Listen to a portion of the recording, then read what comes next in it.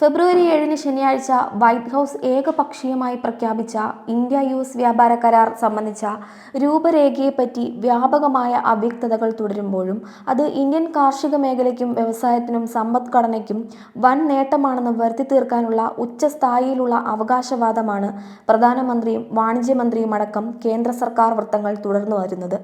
എന്നാൽ ലഭ്യമായ പരിമിത വിവരങ്ങളുടെ അടിസ്ഥാനത്തിൽ കരാർ കർഷക വിരുദ്ധവും രാജ്യത്തിന്റെ സാമ്പത്തിക പരമാധികാരത്തിനും കർഷകരുടെയും തൊഴിലാളികളുടെയും താൽപ്പര്യങ്ങൾക്കും വിരുദ്ധമാണെന്ന അഭിപ്രായം വിവിധ കോണുകളിൽ നിന്നും ഉയരുന്നു.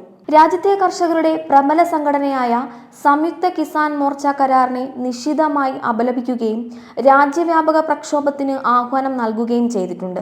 ഫെബ്രുവരി 12 കർഷക പിന്തുണയോടെ നടക്കുന്ന ദേശീയ പണിമുടക്കിന്റെ ശ്രദ്ധാകേന്ദ്രം കരാറിനെതിരായ പ്രതിഷേധവും ചെറുത്തുനിൽപ്പുമായിരിക്കും.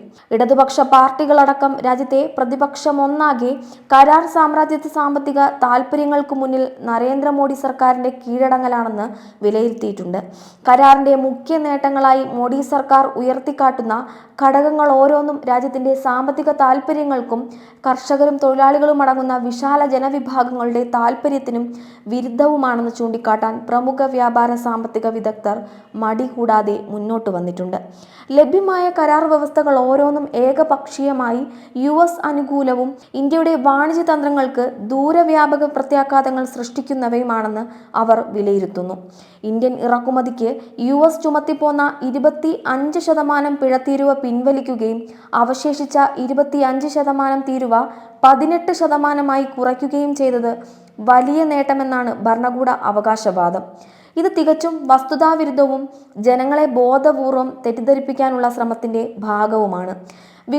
വികസ്വര രാജ്യങ്ങൾ തമ്മിലുള്ള വ്യാപാരത്തിൽ പരസ്പര ബാധക തീരുവകൾക്ക് പകരം വികസ്വര രാജ്യങ്ങൾക്ക് പ്രത്യേകവും മുൻഗണനാപരവുമായ പരിഗണന ലഭിക്കേണ്ടതുണ്ടെന്ന ലോക വ്യാപാര സംഘടനയുടെ തത്വങ്ങൾക്കും കരാറുകൾക്കും വിരുദ്ധവുമാണ്. അതിന്റെ അടിസ്ഥാനത്തിൽ ട്രംപ് ഭരണകൂടം പുനർനിർണയിച്ച തീരുവയ്ക്ക് മുമ്പ് ഇന്ത്യൻ ഇറക്കുമതിക്ക് US നൽകേണ്ടി വന്നിരുന്ന ശരാശരി തീരുവ കേവലം 2.5% മാത്രമായിരുന്നുവെന്ന് വ്യാപാര സാമ്പത്തിക വിദഗ്ധർ ചൂണ്ടിക്കാട്ടുന്നു. അതിന്റെ ഏതാണ്ട് 7 ഇരട്ടി തീരുവയാണ് കരാർ പ്രകാരം ഇന്ത്യ US നൽകേണ്ടി വരിക. അതേസമയം കരാർ നിലവിൽ വരുന്നതോടെ US നിന്നും ഇന്ത്യയിലേക്കുള്ള ഇറക്കുമതി തീരുവാരഹിതമോ നാമമാത്ര തീരുവയോട് കൂടിയതോ ആയിരിക്കുമെന്ന് സംയുക്ത വ്യാപാര രൂപരേഖ വ്യക്തമാക്കുന്നു. ഇതനുസരിച്ച് US നിന്നും ഇന്ത്യ അടുത്ത 5 വർഷത്തേക്ക് $50,000 കോടി ഇറക്കുമതി നടത്തേണ്ടതുണ്ട്. ഇത് രാഷ്ട്രങ്ങൾ തമ്മിലുള്ള സ്വതന്ത്രവും നീതിപൂർവവുമായ വ്യാപാര ചരിത്രത്തിൽ കേട്ടുകേൾവിയില്ലാത്തതാണ്. ഇന്ത്യ US വ്യാപാരത്തിൽ നിലവിൽ ഇന്ത്യക്കുള്ള $4,500 കോടി വ്യാപാര മിച്ചം തുടച്ചു നീക്കുകയാണ് US ലക്ഷ്യം.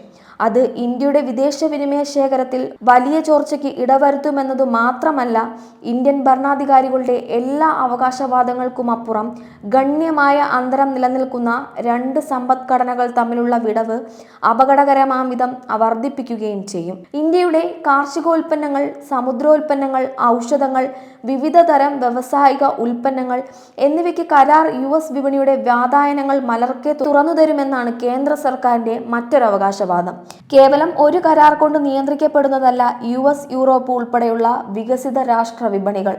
ആ വിപണികളിലേക്കുള്ള പ്രവേശനത്തിന് ഇന്ത്യൻ ഉൽപ്പന്നങ്ങൾ നിരവധി കടമ്പകൾ കടക്കേണ്ടതുണ്ട്. അതിന് ഇന്ത്യൻ വിപണിയെ പ്രാപ്തമാക്കാൻ മേക്ക് ഇൻ ഇന്ത്യ അടക്കം പദ്ധതികൾക്കൊന്നും കഴിഞ്ഞിട്ടില്ല. കാർഷികോൽപ്പന്നങ്ങളിലെ രാസകീടനാശിനികളുടെ സാന്നിധ്യം, പാരിസ്ഥിതിക മാനദണ്ഡങ്ങൾ തുടങ്ങി US അടക്കം നിഷ്കർഷിക്കുന്ന മാനദണ്ഡങ്ങളുടെ പേരിൽ ഉൽപ്പന്നങ്ങൾക്ക് നിരോധനം തിരിച്ചയക്കൽ തുടങ്ങി വിപണി നിഷേധത്തിന്റെ പാരമ്പര്യതകളെയാണ് ഇന്ത്യൻ കയറ്റുമതി വ്യാപാരം നേരിടുന്നത്. രാസകീടനാശിനികളുടെ സാന്നിധ്യത്തിന്റെ പേരിൽ ഇന്ത്യൻ കുരുമുളക്, തേയില, ഏലക്ക തുടങ്ങിയവ വിപണി നിഷേധം നേരിടുന്നു. കടലാമയുടെ പേരിൽ ചെമ്മീനും ആരോഗ്യത്തിന് ഹാനികരമായ ഘടകങ്ങളുടെ പേരിൽ ഇന്ത്യയിൽ നിന്നുള്ള അലൂമിനിയം പാചകപാത്രങ്ങളും ഇപ്പോഴും US വിപണിയിൽ വിലക്കപ്പെട്ടിരിക്കുന്നു. ചുമമരുന്നുൾപ്പെടെ പല ഇന്ത്യൻ ഔഷധങ്ങളും ലോകവ്യാപകമായി നിരോധിക്കപ്പെട്ടിരിക്കുന്നു. കയറ്റുമതിയുടെ പ്രശ്നം തീരുവയുടേത് മാത്രമല്ല.